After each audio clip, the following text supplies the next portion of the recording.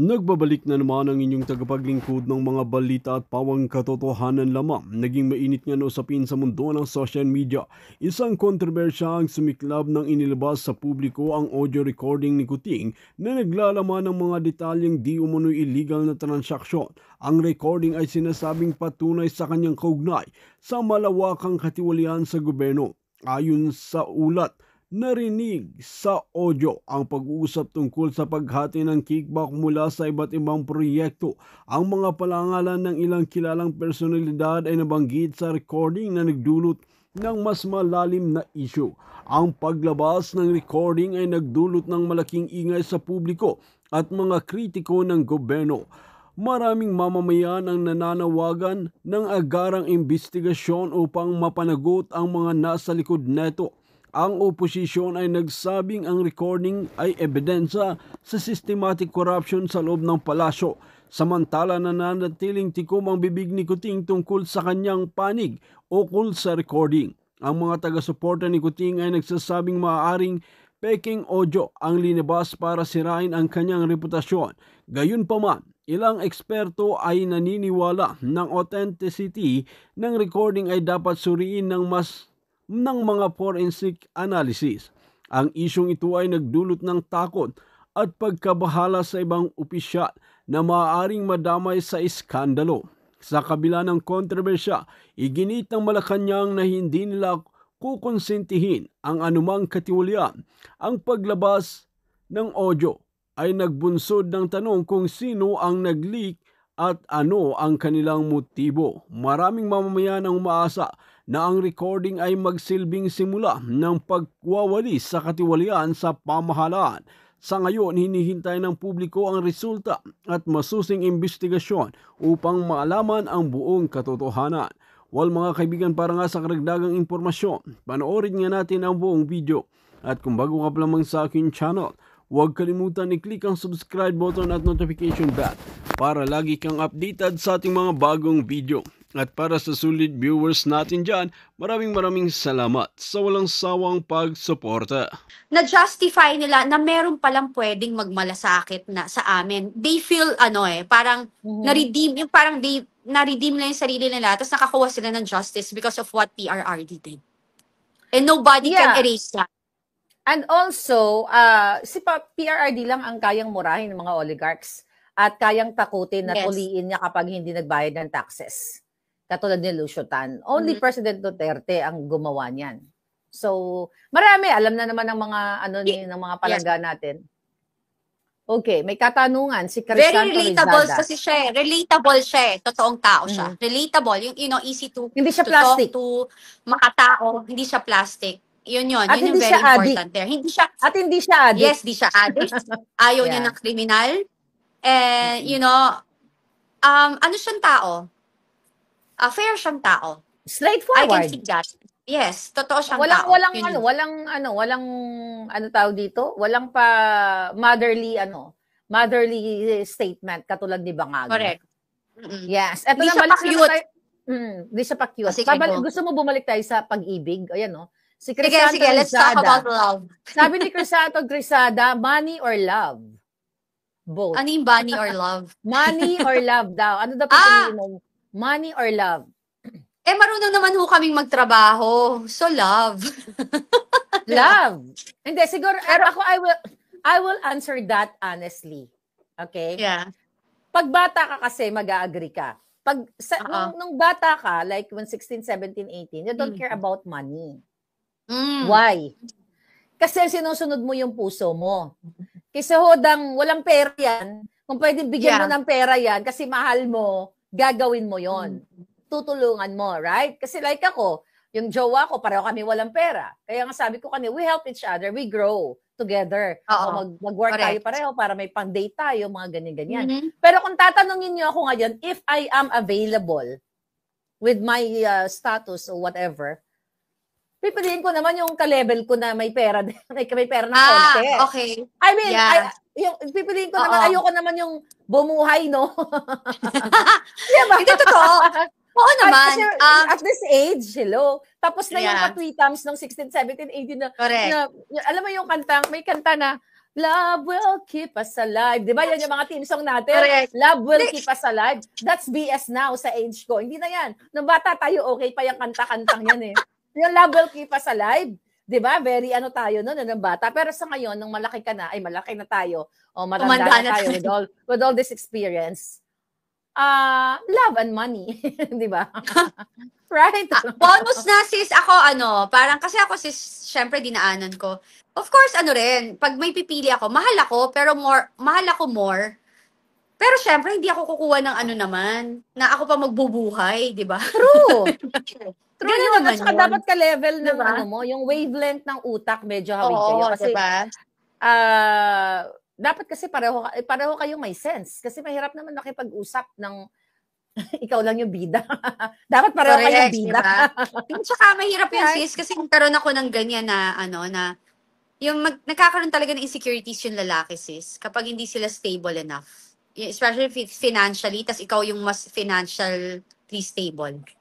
So, yun nagiging problema yun sis. So, ako kasi, talaga ako parang right now, sabi ko, ay nako, magiging single na lang ako, yung magiging jowa ko, kahit mayaman pa yan, tas kuripot, wag na, ayoko na ng ganyan. Hindi. Tsaka, siguro sa... Madamot. Ito lang naman ay kwentuhan. Let's say, Yeah. if ikaw available ka, ako hindi. Are you available? Oo. Available Very na si Patty. Very much available. Kung ako Very ay much. available, but not entertaining. not entertaining. Depende siguro. Kasi, kung okay naman yung personality ng isang boylet, boylet talaga. Kung okay naman yung personality, ito advice ko lang din to sa inyo but I'm not available. So, kung okay yung personality niya at nakita ko naman na masipag or whatever, baka pwede kong pag-aralin. Oh my God. Asa na ba si pag-aralin ng business. No, ang ibig ko sabihin, pero parang mahirap yung mga yung mas bata sa'yo sa panahon ngayon. Kasi yung mga nangyayaring iwalayan. Kasi baka mamaya gagamitin ka lang, no? Yung alindog mo. Ay, oo. Tsaka after mo paaralin, tapos yun na nakuha yung green card. Di ba yung nangyari sa friend natin, kay Miss A, kay Miss Ai, di ba? Yung nangyari sa kanya. Yeah. At saka sis, syempre ayaw mo rin tanggalin yung kanilang karapatan na magkaroon ng anak. Kahit ba sabihin niyan, ngayon, syempre pag ang lalaki, they will promise heaven and earth, right? So, pag nandyan ka, sasabihin lang nila ngayon yan. Ay, nako, sabihin na lahat na, I'm willing to stay here no matter what happened, magkaanak tayo or hindi, okay lang yan. Pero, kapag tumatanda na sila, nakakita sila ng mga kaibigan nilang may anak, of course, they want a child. And, yun yung nangyari kay Miss Ai, which is so unfair. Kasi dapat hindi naman siya pinakasalan kung gano'n, di ba? Yeah, kaya ang gawin ninyo, kung kayo mga kaedad namin ni Katim, 48, di ba? Dapat i-level ko yung age ko sa'yo, no? Hindi ko nagdagdagan. Hanggang 48 na lang, no? I mean, kung maghanap tayo ng jowa, yung parehong ang hinahanap na lang companion. Correct. Kasi ako sabi ko sa'yo, di ba? Hanapan mo ako sis na 93 years old, holding hands na lang. Di ba? Pero bilyonaryo caregiver ako sa kanya. Caregiver na lang. Yung purpose, di ba, bakit bilyonaryo hinahanap ni Miss Cathy? Kasi po, mahiligo akong tumulong. Yes, maraming pera, di marami paninigay, di ba? Oo. Hindi, kasi sa nakikita ko sa rami ng mga friends ko, at since Pasko naman palangga, minsan araw-araw naman ako nakikipag-boljakan dito. Pagbigyan nyo na kami ni Cathy. Siguro kung ako ay available, I will look for someone, hindi pala look, siya pala maghahanap sa akin. Exactly. Dapat siya maghanap. Someone na pareho ng trip ko. Oo. Pareho ng trip ko kahit pa paano. Dapat supportahan niya yung pagmumura ko everyday sa mga bangag. Tapos mahilig siya mag-liwa-liw, mag-travel. At the same time, meron siyang panggastos para hindi naman ako gastos ng gastos. Unfair naman yun. Hirap ng buhay. Correct. Diba? Correct. Ito may tanong. Napapanahon. Okay, sabi ni Blue Star, I'm a victim of love noon kaya di na ako pumasok sa relasyon. Ay, bakit naman, Blue Star? Bakit naman? Pwede ka naman pumasok uli. Yeah. Okay, may nababasa ka bang comment dyan, sister? If you judge how score you give of bangag, ano daw? Maybe yung ibig niya sabihin, if you're a judge, how will you score? Bangag. How will you score bangag? Kasi sabi niya, if you judge, how score you give of bangag? Ang pagkaintindi ko, if you are a judge, how will you score bangag? If you judge. Administration. And, Okay. Napakadali okay, sagutin yan. yeah, Napakadali zero. sagutin. Ano sagot mo dyan? Ako negative. Negative triple zero. Triple zero. Wala kasi, why? You justify your answer, my dear sister. Well, yun, the budget itself is not going anywhere. Yung sunod, just na nga di ba, babalik tayo doon, yung bagyo sa Bicol. Imagine mo, ang galing talaga ng Panginoon, no? Sa Bicol, True. sinabi ni VP Sara Duterte na ang naghahawak ng budget ng Pilipinas dalawa lang. Si Martin Romualdez and si Saldico. Imagine, tinamaan na matinding bagyo ang Bicol, which is, dun Congressman si Saldico. And dun din nakita yung mga project na flood control project na super palpak. So, Yeah. Diyos na mismo ang naglantad sa katotohanan. Second, True. why did you sell the gold bars? Dapat nga bumibili tayo niyan, nagtatabi tayo niyan eh, 'di ba? Third, Yeah. you are disgracing the armed forces of the Philippines and the Philippine National Police, Marines and Navy. Kasi you are allowing all these criminals to degrade them. 'Di ba? Anong sistema meron tayo? Third, fourth is sa akin, yung PhilHealth, di ba? DepEd, yan pa yung natanggalan ng budget.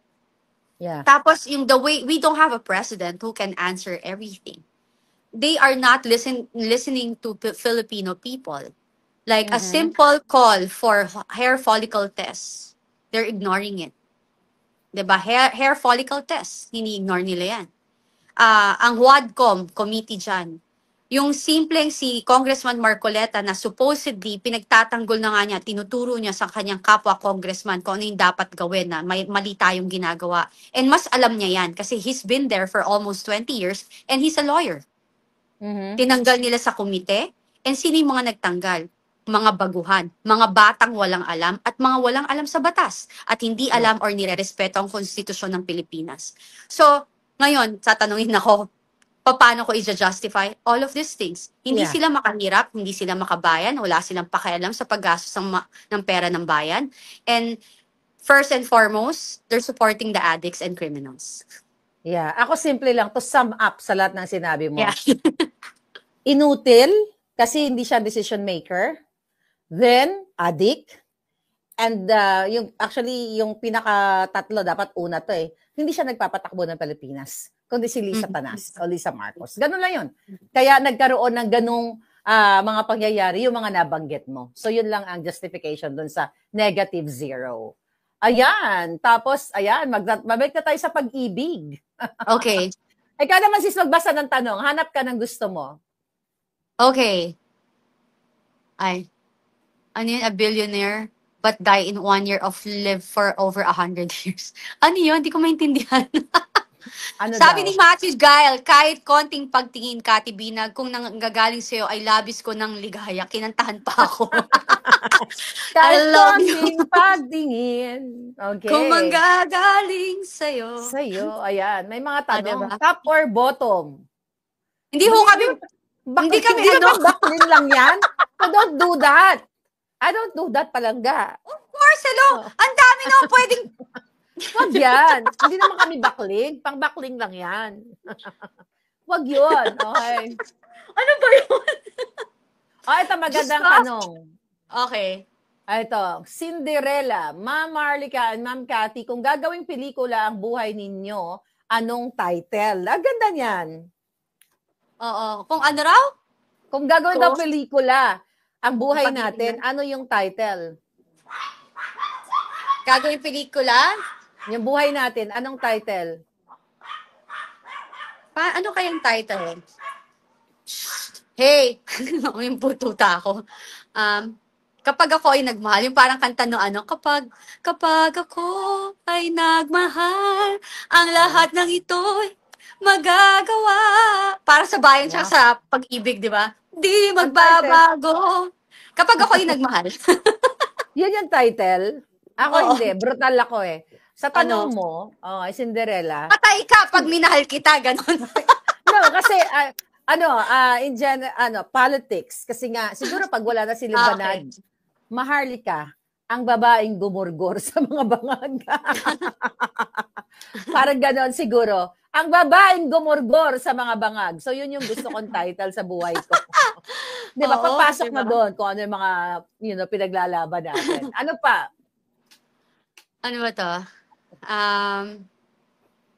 Ano Sino mga pa to? katanungan? Ano raw? Ang Warrior, sabi sabi ni Jans. yeah. Ito, ang ganda ng sabi ni isang balljack ka lang. I love that. Maganda rin Isang yung sabi ni balljack ka Benji lang. Da Vinci. Isang balljack ka lang. Correct. Sis, tapos may question ako sa'yo. Sure. Ano yung, okay, give me 3 answer.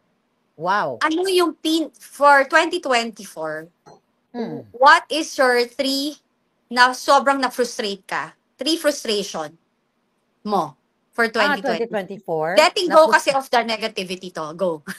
Na-frustrate ako? Yeah, Well, gusto mo ng, yeah. Tatlo yung sagot. Okay, Tatlo. number one na pumasok sa isip ko, yung pinalabas ko yung pulburon video ni Bangag, na yun na yung pinaka-tipping point na sana kumilos na ang taong bayan. Dahil nga, kitang-kita nyo naman, na nagpulburon na na-addict talaga si Marcos Jr. So, number 2, yung lumabas ka, this is very, a candid answer. Yeah. Na lumabas ka, number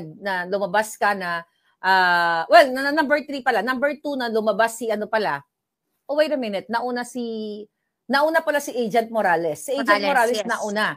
Yun yung number 1 na na-frustrate ako dahil hanggang ngayon, walang ginawa ang Congress, walang resolution nung i-expose niya na si Marcos Jr. talaga ay addict, pulboronic. Yeah. Then, yung pangalawa nga, yung pinalabas ko yung pulburon video na authenticated yon dito sa Amerika at sa iba pang bansa, kasi dalawa ang authentication nun. So, then yung pangatlo, na lumabas ka na sobrang grabe yung mga taong pinag-usapan ka talaga, na ikaw mismo ay isang reliable resource person or witness na nagsasabi na walang takot, na sinasabi mo na minsan sa buhay mo ay inimbita ka ni Lisa Marcos at ni Marcos Jr. sa kanilang bahay at inalok ka na magsingot ng pulburon. At ang dami mong revelation, Miss Cathy B.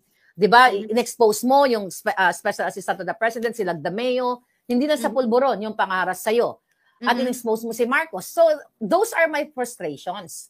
Kasi, as a vlogger, as a fighter, na makatakas kayo sa kadikan, yun talaga, parang, asan kayo? Although yung mga palangga natin nandito, dapat ang taong bayan ay, yun na yung pinaka-tipping point. Parang really, lumabas na lahat ng mga witness. Itinataya yung buhay, like you and Agent Morales. Kayong dalawa kasi nandyan kayo. Pero wala pa rin. So nakaka-frustrate. But still, we're still fighting. Ikaw naman. Ako sis, yung syempre, we're talking about like politics connect sa politika, diba? Oo. I'm very disappointed with all the people that I know ng mga politician na kaibigan. Naging considered ko na ina-idolize ko. Tsaka, alam mo yun na I thought that will really fight for what is right.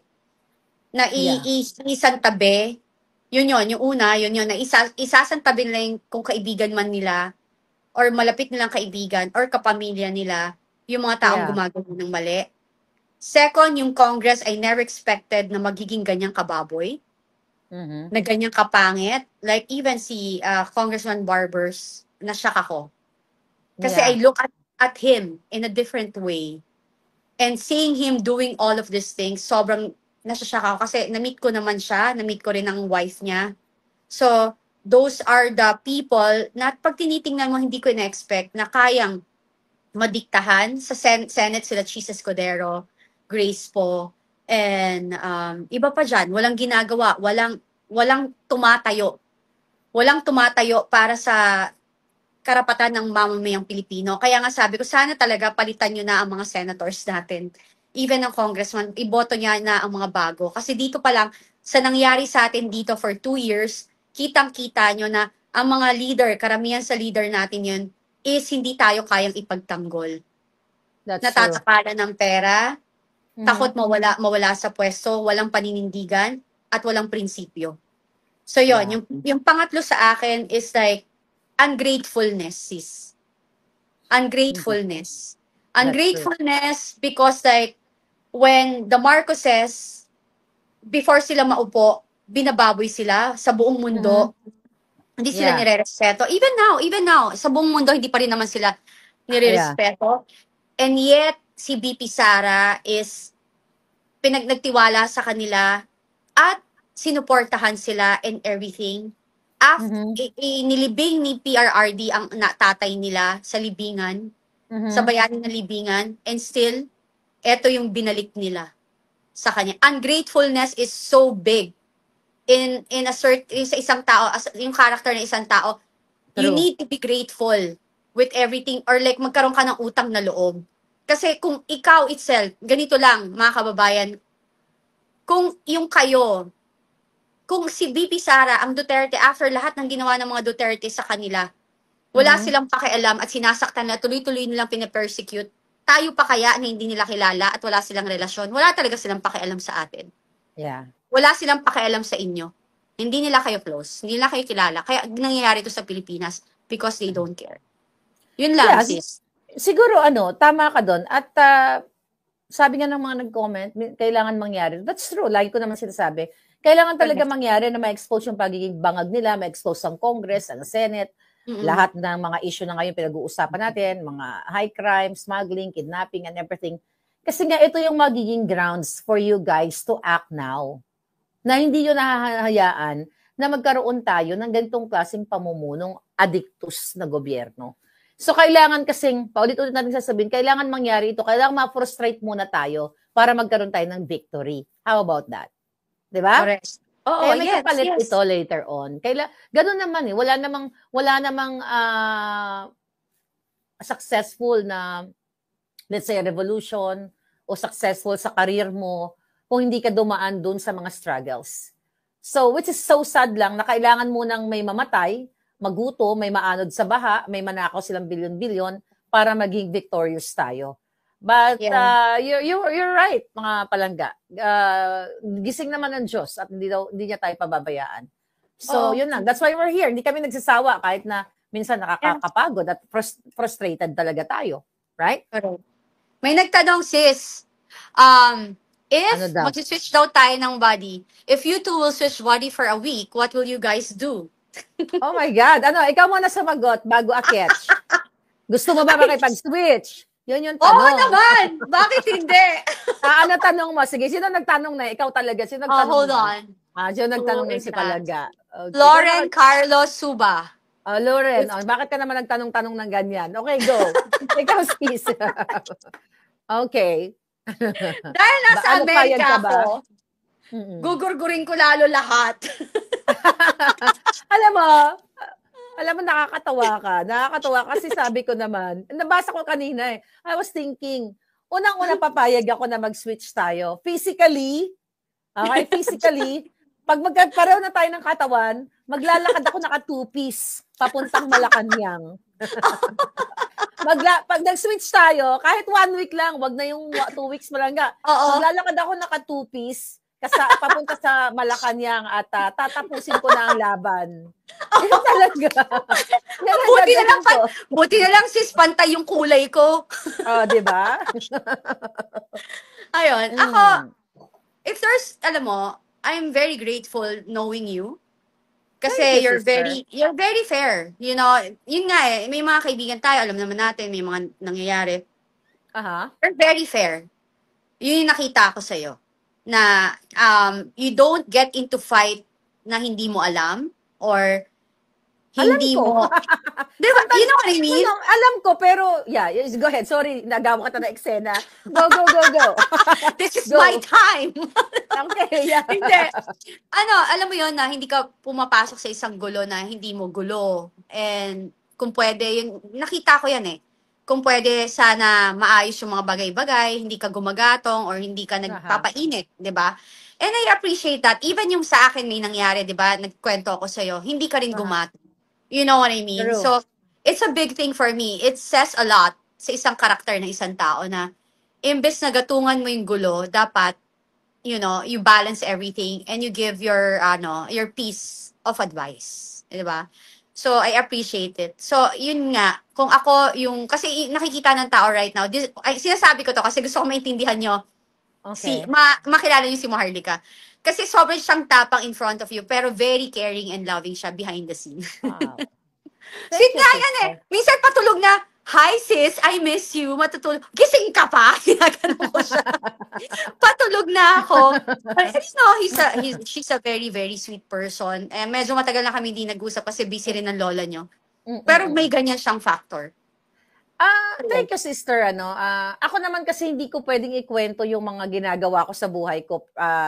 I mean, in helping people and kung ano pa man. Kasi eto lang yon. Kasi may nagtanong kanina yung sinong pipiliin namin. Ay may nagtanong na kung sino pipiliin namin, yung dalawang kaibigan namin nag-aaway. Well, we'll just answer that. I cannot take sides. Why? I will answer that here kasi it's Christmas naman. Sino daw pipiliin natin kay Maui at kay Joey? May nag-comment yan kanina. Personally, I cannot take sides. Why? Kasi iba-iba silang karakter at iba-iba yung karanasan ko sa kanila. Yun eh. And sabi ko nga, sabi mo nga, di ba? I'm not the type of person na susulsulan ako, tas kakampi ako sa kabila. Susulsulan ako ni ganito, kakampi ako sa kabila. No, ang tinitignan ko kung paano ko ba nakilala tong taong ito. Kasi you talk about being grateful and ungrateful kanina. Yes. And I'm very grateful to these two friends of ours. Kasi they are part of our laban. Yeah. Okay? Part sila ng ating laban. So, although pinagpipiestahan ng ibang mga taga-kubol, but that's normal thing. Lilipas din yan. It will die down soon. Ako naman, sabi ko nga, kung ako lang ay tipong tao na lahat ng itinulong ko ay kukomputin ko. Unang-una, hindi ko na kayang computin yan. Alam niyo kung bakit? I don't have time. You know, just seriously, like dito sa amin, sa Amerika, no? May mga kasama ako sa mga organization and everything. Shout out kay Don Rolando. Yan ang accountant ko. Okay? Pag may mga ano kami, bahala ka na dyan. You know, pag may sabi, palangga, may tutulungan tayo. Sasabihin niya sa akin, may nanghingi na ganitong organization. Okay, sabi ko, bahala ka na dyan. But hindi ako nag-audit kasi I don't have time for auditing kasi I trust this person. And when we help, that's about it. Even may mga time na yung mga taong tinulungan namin within, not only me, no, yung mga kaibigan ko, hindi ko yan sinusumbat kahit inaaway pa ako. Kasi sis, kung lahat ng taong inaway ako after kong tinulungan, ang dami kong kaaway. Yeah. Alam mo yun? Totoo. Kung lahat yung mga yun, kasi unang-una yung mga taong tinulungan ko, yung iba doon hindi naman talaga nangingi. I'm the type of person na, kunyari nakahiga ako, minsan yung mga followers, mga ganyan-ganyan, magme-message sa akin, para ako may roleta, ay parang totoo naman yung sinabi niya, ganyan-ganyan. Sige na, ganyan-ganyan. But, most of you guys na natulungan pa konti-konti, limot ko na yan. Kasi I don't have time para ilista kayo isa-isa. Eto tinulungan ko, eto ginanyan ko, ganyan-ganyan. Walang ganon. So ako naman kasi, although ang dami rin tumutulong sa atin, like minsan may mga nagbibigay dyan, di ba? Ang dami tumutulong at you're part of it, sister, na you're helping me para maisakatuparan yung mga natin. Siguro once na tumulong ka sa tao para sa akin, huwag mong gamiting sandata sa kanya yon. Yeah. Para sa sirain. You just talk about whatever issue. You know? At I'm not the type of person na maiinggit ako kasi may binigay si ganito, may binigay si ganyan. You know, yung mga ganon. I just don't do that BS. Yeah. You know? Kasi once I help you. Pero pag wala naman akong pera, hindi ako sumasagot kasi wala akong pera. Correct, wala na akong pagtulong. Pag di mo kaya, di ba? Parang basically, you don't want to say no, but you rather choose not to say anything. Kasi kung tutuusin, parang ano yan kung pwede lang, tutulungan kita, pero hindi ko kaya. You know? Yes, kasi mahirap kasi mag-side sa mga sa mga tao, ay sa mga kaibigan kasi nga magkakaiba silang personality. Yes. At ako naman, you know what? Ito lang yon mga palangga. Kung ako, sasabihin ko lang lahat, yung mga sinabi ni ganito sa akin, magsasabi si ganito si friend ABC, O sabi ni A, si ganito daw. Sabi ni friend A, si ganito daw, si B daw, ganito, ganyan-ganyan. Alam mo yan, dumikit kay ganito. Alam mo yan, ganyan-ganyan. Tapos after a while, si B magsasabi sa akin, oh, alam mo yan, si A, ganito, ganyan-ganyan. Tapos nakikita mo, si A at saka si B, magkasama sila or sweet sila or gano'n. So parang nagsisiraan. Tapos later on, di ba, putang ina, parang ano to. So if I will, kung pwede ko lang sabihin,